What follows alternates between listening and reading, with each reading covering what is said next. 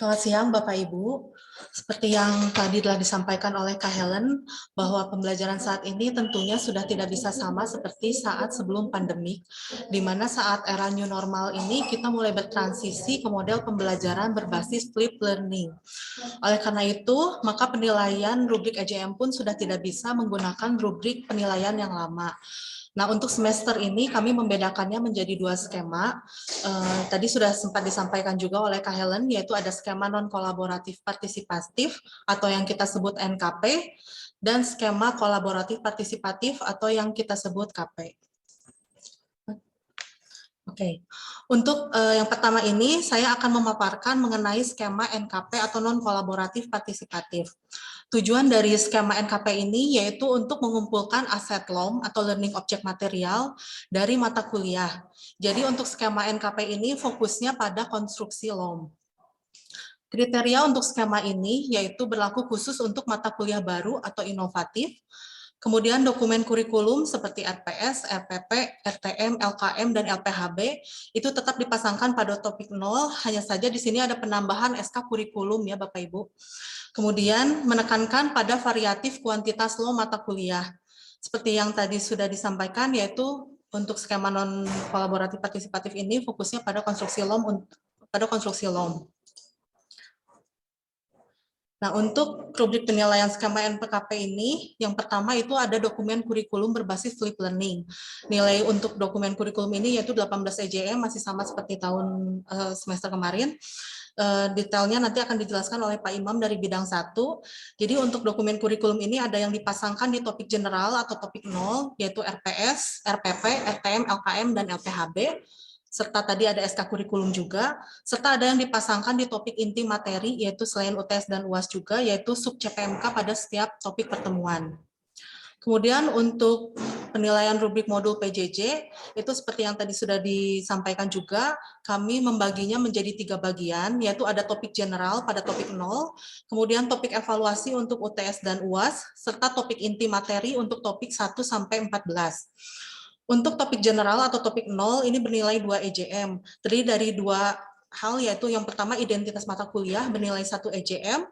Ini tuh mencakup nama mata kuliah, dosen pengampu, deskripsi mata kuliah, capaian pembelajaran mata kuliah, serta pustaka. Lalu ada video overview RPS yang bernilai 1 EJM juga. Jadi untuk topik general atau topik 0 ini masih sama ya Bapak Ibu seperti yang semester lalu. Next. Kemudian untuk topik evaluasi atau UTS dan UAS ini bernilai 2 EJM. Untuk kelas teori, topik UTS atau UAS itu jadi wajib menggunakan long quiz atau assignment, dan ini pun jangan hanya untuk dipasangkan saja, tapi harus digunakan untuk long quiznya ini atau assignmentnya ini, dan ada nilainya untuk kuisnya. Ini nilainya tuh masing-masing 1 EJM, jadi UTS 1 EJM, UAS 1 EJM, sehingga totalnya 2 EJM. Adapun untuk kelas praktikum, karena tidak ada UTS atau UAS, itu diganti ke long quiz sejumlah 2 juga. Itu masing-masing nilainya juga sama 1 EJM, sehingga totalnya 2 EJM. Next. Kemudian ada topik inti materi.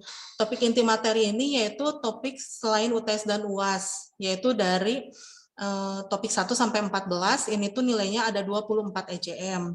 Yang pertama itu ada LOM assignment maksimal 6 topik. Masing-masing itu bernilai setengah EJM sehingga totalnya 3 EJM. Kemudian LOM label ini jadi penjelasan ringkasan dari materi yang 14 topik, bisa jadi berupa ada yang tadi sub CPMK-nya dimasukkan ke sini, kemudian ada deskripsi singkat materinya juga. Itu 14 topik bernilai setengah EJM sehingga totalnya 7 EJM. Kemudian ada LOM URL atau book atau file atau folder. Jadi ini Bapak Ibu boleh pilih salah satu dari LOM ini. Itu maksimal 6 topik dikalikan setengah EJM sehingga totalnya 3 EJM. Kemudian LOM quiz yang tadi itu seperti yang UTS UAS, tapi ini LOM quiznya itu di luar UTS dan UAS ya, jadi boleh setelah UTS atau sebelum UTS, itu maksimal 2. Nilainya setengah EJM sehingga totalnya 1 EJM. Kemudian ada LOM forum atau H5P. LOM forum atau H5P ini tuh merupakan LOM interaktif ya Bapak Ibu, jadi Bapak Ibu boleh pilih antara forum atau H5P. Ini tuh harusnya maksimal ya, maaf Bapak Ibu, ini harusnya maksimal 4 topik untuk LOM ini juga, maksimal 4 topik, sehingga totalnya adalah 2 EJM. Kemudian infografis ini tuh berupa ringkasan atau kesimpulan dari materi mata kuliah. Jadi berupa bentuk visualisasi dari data informasi Bapak Ibu, jadi perpaduan dari teks sama ada gambar atau ada grafik juga. Itu maksimal 2 topik dikalikan 1 EJM untuk infografis, sehingga totalnya 2 EJM. Kemudian ada juga video pembelajaran. Video pembelajaran ini bukan diambil dari YouTube ya Bapak Ibu, jadi untuk video pembelajarannya kami mengharapkan ini kreasi dari Bapak Ibu sendiri ataupun dibantu produksi oleh kami dari LPKA. Maksimal itu ada di 2 topik, masing-masing video itu bernilai 3 EJM, sehingga totalnya untuk video pembelajaran adalah 6 EJM. Oke, sebelum ini Bapak Ibu saya akan menampilkan sedikit cuplikan ya, video berupa contoh-contoh infografis ataupun video pembelajaran. Jadi supaya lebih terbayang untuk contoh-contoh infografis itu seperti apa sih sebetulnya yang kami harapkan itu untuk dapat dipasangkan pada Lomdi Morning. Minta tolong Irawan untuk bisa menayangkan.